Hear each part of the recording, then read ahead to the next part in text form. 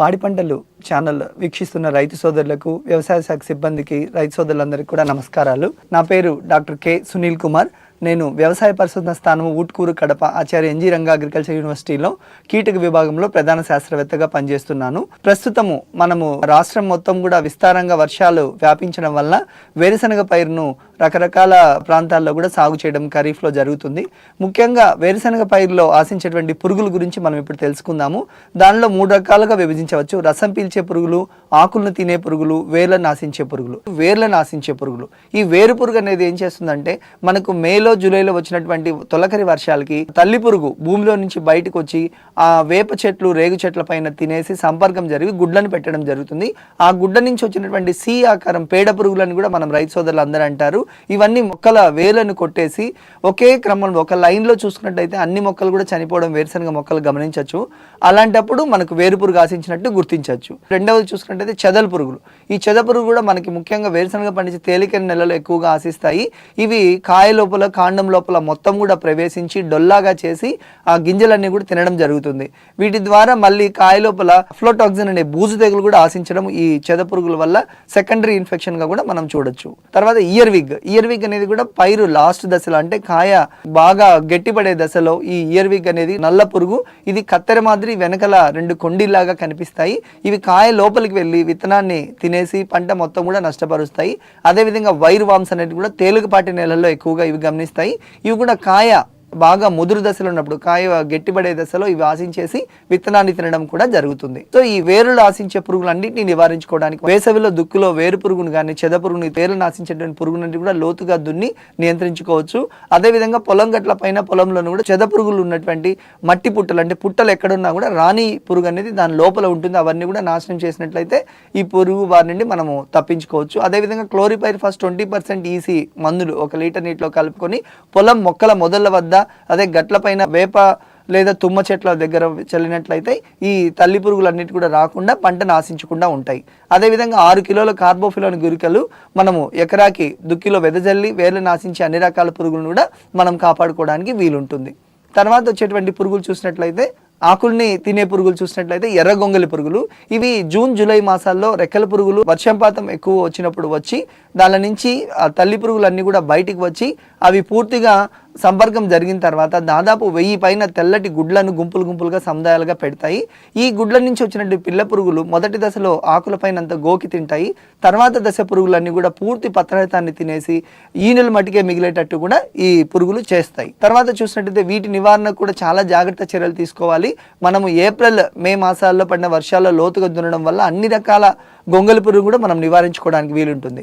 అదేవిధంగా తొలకరి వర్షాలు పడిన 48 గంటల తర్వాత రాత్రి పూట 8 నుంచి 11 గంటల వరకు పూర్తిగా మనము పాత టైర్లను బోనాఫైడ్స్ అనేసి వేసి మంట పట్టినట్టయితే వెలుతురికి వెలువడిన తల్లి పురుగులన్నీ కూడా వచ్చి దాంట్లో పడి మొదటి దశలోనే మనం నివారించుకోవడానికి వీలుంటుంది.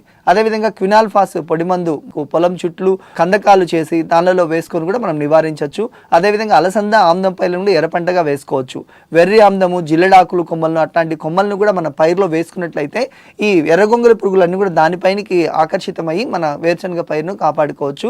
లేదా గొంగలి పురుగులు ఎక్కువగా ఉన్నప్పుడు క్వినాల్ఫాస్ 400 ml ఒక ఎకరాకి, లేదా మోనోక్రోటోఫాస్ 320 ml 200 లీటర్ల నీటిలో పిచికారీ చేసినట్లయితే ఎకరాకి మనకి ఈ పురుగుని సమర్థవంతంగా నివారించుకోవచ్చు.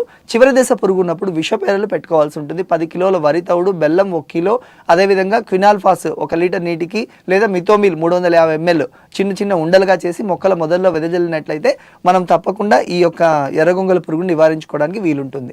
తర్వాత ఆకుముడత పురుగు, ఇది కూడా వర్షాధార నేలల్లో ఎక్కువగా బెట్ట పరిస్థితుల్లో ఆశిస్తుంది.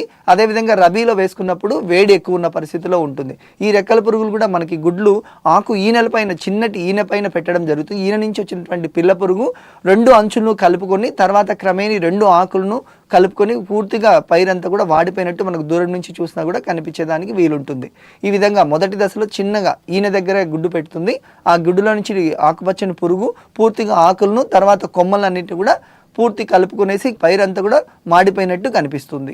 దీన్ని నివారించుకోవడానికి కూడా మనము 30 రోజులు అప్పుడు వయసు ఉన్నప్పుడే మొక్కకు 5 పురుగులు, లేదా 50 రోజులప్పుడు 10 పురుగులు, లేదా 70 రోజులు 15 పురుగులు కనిపిస్తే ఈ ఖచ్చితంగా ఆర్థిక నష్ట పరిమితి స్థాయి దాటినట్టు మనము పిచికారి మందులు అయితే పిచికారికి వెళ్లాల్సి ఉంటుంది.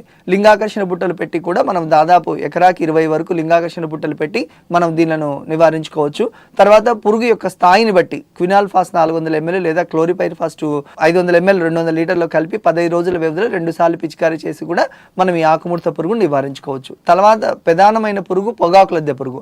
ఈ పొగాకు లద్దె పురుగు కూడా అన్ని రకాల పైర్లలో ఆశించి ఎక్కువగా నష్టపరుస్తుంది. రబీ కాలంలో ఎక్కువగా మనకు పొగాకు కానీ శనగపచ్చ పురుగు ఆశించడం జరుగుతుంది.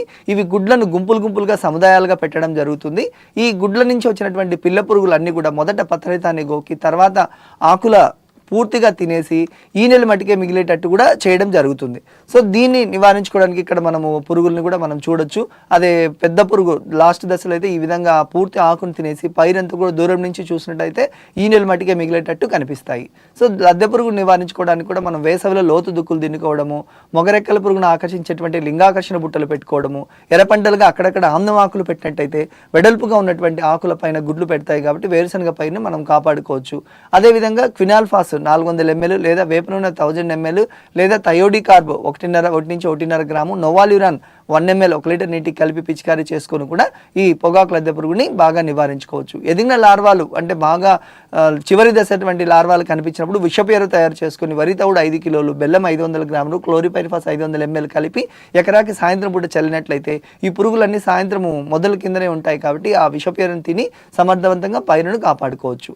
అదేవిధంగా శనగపచ్చ పురుగు. ఈ శనగపచ్చ పురుగు కూడా అన్ని రకాల పైర్లలో ఎక్కువ ఆశించి నష్టపరుస్తుంది. ముఖ్యంగా వేరుశనగలు కూడా ఇది ఒక్కొక్కటిగా గుడ్లు పెట్టి పైరు లేదా ఇగురు పైన గుడ్లు పెట్టడం జరుగుతుంది. దాని నుంచి వచ్చినటువంటి పురుగు పూర్తిగా ఆకునంతా కూడా గుండటి రంధ్రాలుగా వేసి తినేయడం జరుగుతుంది. ఈ తల్లి రెక్కల పురుగు కూడా ఈ విధంగా ఉంటుంది. రకరకాల పురుగు ఈ పొగాకు లద్దె పురుగు దీనికి తేడా చూసినట్లయితే ఇది ఆకుపచ్చ రంగులో పురుగు పైన చిన్నటి రోమాలు కనిపిస్తాయి. అదేవిధంగా దీన్ని నివారించుకోవడానికి కూడా మనకు ఇందాక మనం అనుకున్న పొగాకు లద్దె పురుగు నివారించినటువంటి పద్ధతులు అన్ని పాటించుకున్నట్లయితే సమర్థవంతంగా ఈ శనగపచ్చ పురుగును కూడా నివారించుకొని రైతులందరూ కూడా మంచి దిగుబడిని పొందేదానికి వీలుంటుంది. ఈ విధంగా మనము తెలియజేసుకున్న పద్ధతులన్నీ కూడా రైతు సోదరులందరూ కూడా విస్తారంగా పాటించేసి ఈ వేరుశనగ పైరులో అన్ని రకాల పురుగులు నివారించుకోవచ్చు. నాకు ఈ అవకాశాన్ని ఇచ్చిన పాడి పంటల ఛానల్ వారికి ధన్యవాదాలు తెలియజేసుకుంటున్నాను.